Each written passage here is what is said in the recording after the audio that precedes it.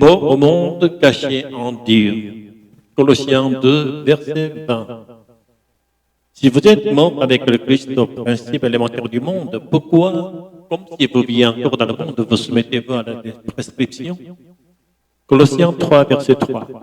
Car vous êtes mort et votre vie cachée avec le Christ en Dieu. Mourir au principe du monde, si l'on lit le Colossiens 3, verset 3, et qu'on lit le seul, il devient incompréhensible. Comment des morts pourraient-ils avoir une vie et comment cette vie pourrait-elle être cachée en Dieu? Pour comprendre correctement ce verset, il faut impérativement lire à la lumière de Colossiens 2, verset 20. La mort dont parle Paul n'est pas la mort physique, mais le fait d'être mort au principe élémentaire du monde. Être mort à ces principes signifie ne plus être leur soumis, ne plus être prisonnier. La question devient alors essentielle. Que désigne exactement Paul par les principes élémentaires du monde? L'élément décisif est précisément qu'il s'agit de principes du monde, des puissances qui s'opposent au Dieu, qui accordent le salut par le Christ. Les éléments de la pédagogie de Dieu. Le terme traduit par principe élémentaire est le mot grec stoicheia, qui signifie à l'origine élément fondamental, principe de base, structure première. Autrement dit, les principes fondamentaux qui gouvernent actuellement le monde, pour inclure dans ces stoicheia, le culte des idoles, le culte des anges, et de manière surprenante la loi de l'Ancien Testament. C'est ici que l'enseignement devient dérangeant. La loi a pourtant été donnée par Dieu. Comment peut-elle alors être classée comme les principes élémentaires? Paul nous aide à comprendre. La loi est comparable à un pédagogue confié en héritier encore enfant. Elle est bien donnée par Dieu, mais à cause de l'immaturité de l'héritier. De même qu'un adulte n'est plus soumis à l'autorité d'un précepteur, de même lorsque le temps est accompli et que la nouvelle alliance est venue, la loi n'est plus un objet d'obéissance aveugle et une réalité à dépasser. Vivre selon le royaume et non selon le monde. Le baptême chrétien symbolise précisément cette réalité. Entrer dans l'eau, c'est mourir avec le Christ, et en sortir, c'est renaître avec lui.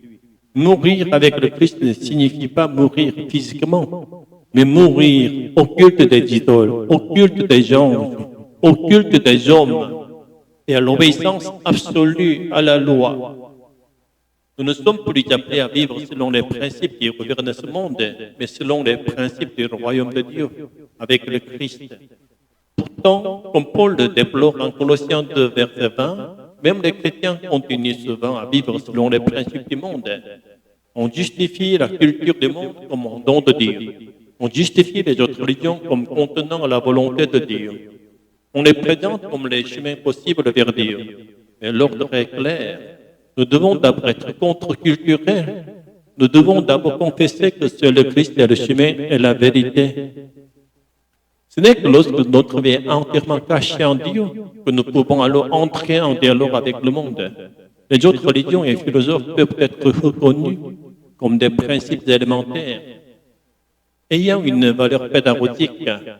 Mais pour parvenir au salut et à la vie éternelle, il faut passer de l'élément au supérieur et rencontrer Jésus-Christ. Aujourd'hui, la grâce parfaite est venue. Jésus-Christ et le Saint-Esprit sont présents. Quel insensé serait celui qui s'accroche encore à une grâce incomplète et préparatoire. Lorsque nous étions enfants, le maître d'école était nécessaire. Mais à l'âge adulte, il ne l'est plus. Nous ne devons ni diaboliser les religions ni les philosophies. Le pédagogue lui-même était un don de Dieu. Dieu a peut-être permis, selon les peuples et les cultures, des formes religieuses élémentaires adaptées à leur contexte.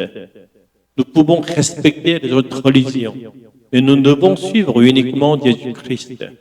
Et nous ne devons pas chercher à convertir par la force. Cette œuvre appartient au Saint-Esprit seul.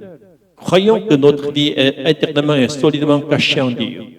Et sortons avec assurance des principes élémentaires du monde pour vivre comme héritiers du royaume, satisfaits de Christ seul. Alléluia. Amen.